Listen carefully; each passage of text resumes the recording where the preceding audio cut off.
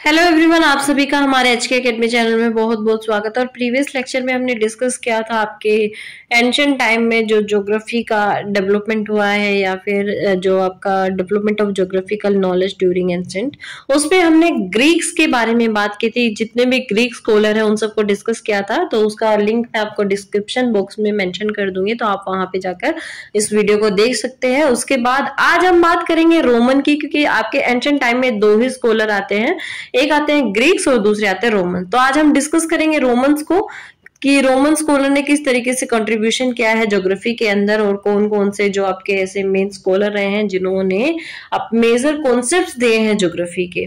तो सबसे पहले हम डिस्कस करेंगे यहाँ पे इंट्रोडक्शन। इसका क्रियात्मक अधिक थे, यानी जो आपके ज्योग्राफिकल थॉट में अगर हम बात करें तो रोमन स्कॉलर जो हैं वो काफी एक्टिव रहे हैं, यानी उन्होंने ज्योग्राफी के डेवलपमेंट में काफी अहम भूमिका निभाई है। मुख्य संबंध इनका किससे था? व्यापार और प्रशासनिक समस्याओं और सैन्य विजय की योजनाओं से था। इससे भूगोल में एक नई सामग्री प्राप्त, यानी उस समय क्या सरकमस्टांसेस चल रहे थे जब रोमन जो स्कॉलर्स थे वो अपना जो ज्योग्राफी का डेवलपमेंट उन्होंने किया कि इस समय क्या है, व्यापार और प्रशासनिक समस्या और सैन्य विजय की योजनाओं से की जो समस्याएं हैं वो चल रही थी, और उन सबको देखकर ही रोमन स्कॉलर काफी जो है वो एक्टिव हुए अपने जो डेवलपमेंट है ज्योग्राफी का उसको करने के लिए। इससे भूगोल में एक नई सामग्री प्रदान हुई, एक नया विषय उभर कर सामने आया जिसकी जो है स्टडी की जा सकती थी। कल्पना के बजाय जानकारी देने पर यहाँ पर बल दिया गया, यानी कोई भी इस तरीके की चीज नहीं थी कि बात करें कि यहाँ पर हिंदुस्तान होगा या यहाँ पर पाकिस्तान होगा या यहाँ पर अफगानिस्तान होगा, यहाँ पर भूमध्य सागर होगा, इस तरीके की कोई भी कल्पना नहीं की गई थी। सारी की सारी जो जानकारी है उसको स्पष्ट रूप से जो उपलब्ध कराने का काम है वो किसने करने की कोशिश की थी? आपके रोमन जो स्कॉलर्स है उन्होंने करने की कोशिश की थी। इसमें मुख्य भूगोलवेता कौन कौन है? इसमें स्ट्रैबो, मेला और प्लिनी मोदे जो है ये काफी इंपॉर्टेंट है। अब सबसे पहले हम बात करेंगे स्ट्रैबो के बारे में। 34 बीसी से लेकर 36 एडी तक इनका कार्यकाल रहा है। ये बहुत इंपॉर्टेंट, आपको ध्यान रखना है, क्योंकि सीरीज में अरेंज करने के लिए भी आपके पास क्वेश्चन आ जाते हैं कि किसका कार्यकाल या कौन कब तक रहा है। अब सबसे पहले हम बात करते हैं ग्रंथ इन्होंने यूनानी भाषा में लिखा है। ये मैं आपको साथ पहले भी डिस्कस कर चुकी हूँ कि कौन सा ऐसा स्कॉलर है जिसने रोमन होते हुए भी यूनानी भाषा में अपने ग्रंथ लिखे हैं, तो वो स्ट्रैबो महोदय हैं। और ये बहुत बार पूछा गया है ज्योग्राफी के पेपर में, प्रीवियस ईयर के आप क्वेश्चन पेपर उठा के देखोगे उसमें, तो यूनानी भाषा में अपने ग्रंथ लिखे हैं रोमन होते हुए भी, वो कौन है? स्ट्रैबो महोदय हैं। स्ट्रैबो रोमन होते हुए भी यूनानी भाषा में ग्रंथ लिखने वाला सर्वप्रथम महान भूगोलवेता था। ज्ञात विश्व के भाग का ज्योग्राफिकल इंसाइक्लोपीडिया किसने लिखा था? आपके स्ट्रैबो महोदय ने ही लिखा था। आपको ध्यान रखना, ज्योग्राफिकल इंसाइक्लोपीडिया इन्होंने 17 भागों में बांटा था, और सबसे पहले इन्होंने ज्ञात विश्व के भाग को ज्योग्राफिकल इंसाइक्लोपीडिया में वर्णित क्या था। अब प्रथम 2 भाग थे जो आपके ज्योग्राफिकल इंसाइक्लोपीडिया के, उसमें विश्व का वर्णन तथा सामान्य भूगोल, सामान्य भूगोल का मतलब यहाँ पे फिजिकल ज्योग्राफी से ही है। इसके बाद 8 पुस्तकों में इन्होंने यूरोप का ही वर्णन किया कि यूरोप में कैसे क्लाइमेट है, यूरोप में कैसा कल्चर है, यूरोप में कैसे माउंटेन्स है, इन सब चीजों का, यानी ज्योग्राफिकल एस्पेक्ट का बहुत अच्छे से यूरोप का वर्णन किया। 6 पुस्तकों में उन्होंने एशिया का वर्णन किया, और अंतिम पुस्तक में अफ्रीका का वर्णन किया। ये काफी इंपॉर्टेंट है, यहाँ से क्वेश्चन बनने की उम्मीद है, तो आप लोगों को ये अच्छे से ध्यान रखना है। इनकी जो फेमस बुक है वो कौन सी? ज्योग्राफिया। यहाँ से क्वेश्चन बनता है और यहाँ से पूछे भी गए हैं प्रीवियस ईयर में, तो ज्योग्राफिया के बारे में थोड़ा जान लेते हैं। भूगोल की परिभाषा इन्होंने ज्योग्राफिया में दी है। भूगोल की शाखाओं में जैसे भौतिक भूगोल, गणितीय भूगोल, राजनीतिक भूगोल और ऐतिहासिक भूगोल की संकल्पना सबसे पहले कहाँ मिलती है?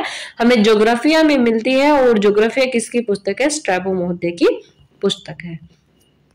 इसके बाद चलते हैं भूगोल की परिभाषा। जो आपके स्ट्रैबो महोदय उन्होंने भूगोल की परिभाषा दी, और काफी इंपॉर्टेंट इनकी परिभाषा मानी जाती है।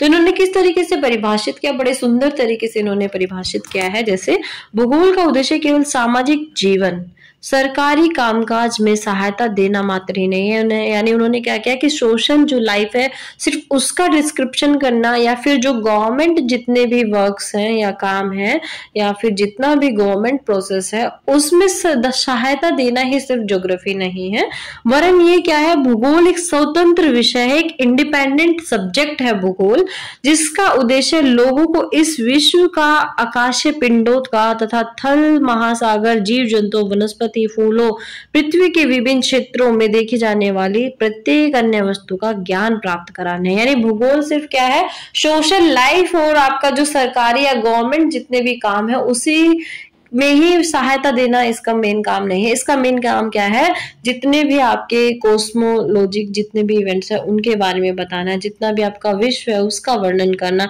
इसके साथ जितना भी आपका क्या है, जल मंडल है, थल मंडल है, या फिर आपका जीव जंतु है, या वेजिटेशन है, या फिर आपके जितने भी फल है, फ्रूट्स है, या पृथ्वी पर जो भी तत्व पाए जा रहे हैं, चाहे वो जैविक हो चाहे अजैविक हो, इन सभी का वर्णन करना ही क्या कहलाता है, भूगोल कहलाता है। काफी इंटरेस्टिंग और काफी अच्छी परिभाषा स्ट्रैबो मोदे ने यहाँ पे अपनी पुस्तक ज्योग्राफिया में दी है।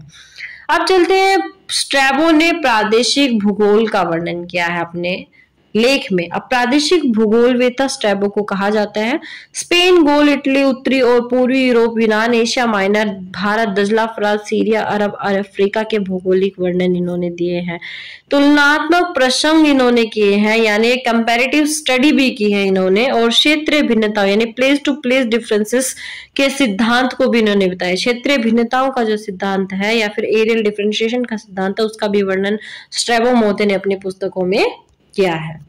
इसके बाद आता है पॉपुलेशन स्टडी। तो स्ट्रैबो ने पॉपुलेशन स्टडी में किस तरीके से जो है काम किया है, तो लोगों की स्थानांतरण यानी स्थानांतरण क्या है, माइग्रेशन का इन्होंने अपनी पुस्तकों में वर्णन किया है।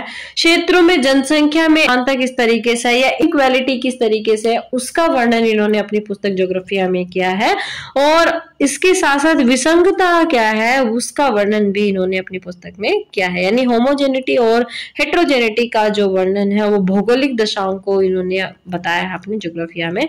यूरोप में लोगों को बहुरूपी रचना बताया, यानी क्या है, ये मल्टी जो टास्किंग है या बहुरूपी रचना वाले लोग होते हैं, इस तरीके का वर्णन किसने किया है, स्ट्रैबो मोदे ने अपनी पुस्तक ज्योग्राफिया में किया है।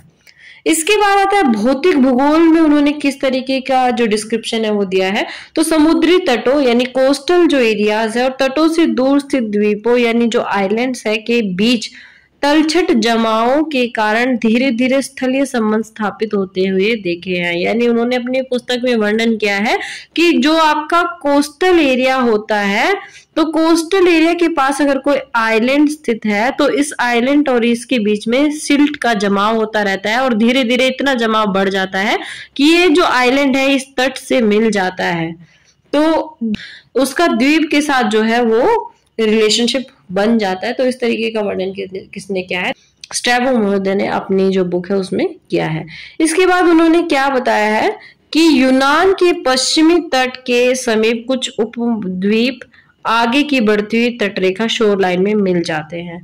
तो इसका वर्णन भी इन्होंने क्या है, काफी इंपॉर्टेंट नहीं है बट एक बार आप देख सकते हैं। फिर आता है पोम्पोनियस मेला, यहाँ पे ये काफी इंपॉर्टेंट है। स्पेन निवासी हैं ये, 2 खंडों में इन्होंने अपनी पुस्तक लिखी है। पहला खंड कोस्मोग्राफी के बारे में वर्णन करता है और दूसरा खंड डी कोरोग्राफिया के बारे में वर्णन करता है। यानी पृथ्वी को 5 खंडों में बांटकर उत्तरी शीतोष्ण क्षेत्र का भौगोलिक वर्णन इन्होंने अपनी पुस्तक में किया है। और इन्होंने यात्राएं कहाँ की है, भूमध्य सागर तट, यूरोप, एशिया, अफ्रीका और समुद्री तटों की यात्रा इन्होंने की है। इसके बाद प्लिनी महोदय आते हैं। तो प्लिनी की जो प्रमुख पुस्तक है उसका क्या नाम है, प्राकृतिक इतिहास, जो कितने खंडों में है, 37 खंडों में विभाजित है। पहले 2 खंड जो है उसमें आकाशीय पिंडों का वर्णन किया गया है। पृथ्वी का आकार, आकृति, धरातल, ऋतुओं आदि का वर्णन किया गया है। और तीसरे से छठे जो इनका खंड है उसमें इसने किसका वर्णन किया है, प्रादेशिक भूगोल या रीजनल ज्योग्राफी का वर्णन किया है। और 7वीं से 11वीं में इन्होंने किसका वर्णन किया है, जीव विज्ञान का वर्णन किया है। और बाकी जितने भी बचते हैं उसमें इन्होंने वनस्पति शास्त्र का वर्णन किया है। तो ये थे इम्पोर्टेंट आपके रोमन स्कॉलर्स, और रोमन में सबसे ज्यादा जो इम्पोर्टेंट है वो स्ट्रैबो महोदय ही है। तो स्ट्रैबो महोदय को मैंने बहुत अच्छे से पढ़ाने की कोशिश की है। आई होप सभी को समझ आया होगा। अगर किसी का कोई क्वेश्चन है, कोई क्वेरी है, तो वो मुझे कमेंट सेक्शन में भेज सकता है। और अगर वीडियो आपको पसंद आई हो तो लाइक कीजिए, कमेंट करना ना भूले, और इस वीडियो को अपने ज्योग्राफी के जितने भी नेट जेआरएफ की या सीयूईटी की तैयारी कर रहे हैं उनको भी साथ में भेज सकते हैं। और अगर आपने अभी तक हमारा चैनल सब्सक्राइब नहीं किया है तो प्लीज हमारे चैनल को सब्सक्राइब कर ले, ताकि आपको नोटिफिकेशन मिल जाए और आप इन वीडियोस का लाभ उठा सके। तो मिलेंगे नेक्स्ट वीडियो में, तब तक के लिए थैंक यू।